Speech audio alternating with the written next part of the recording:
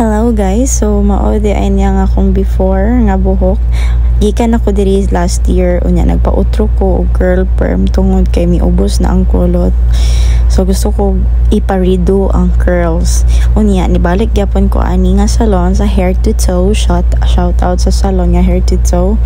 Ako pud nag-request pud ko sa ila kung pwede ang bisection sa clipping kay ingon ani ang pamaagi. Thanks be to God pud kay sugot sila.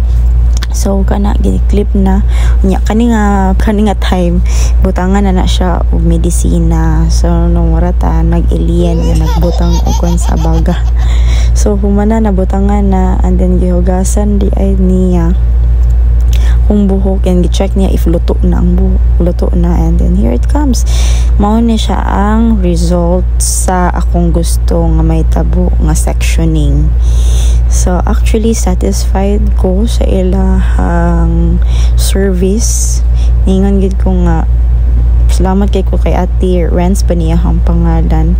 And the result is mao na siya ang result sa ato ang pa-curly. Ato na lang po din ko Watsons palit sa para sa buhok.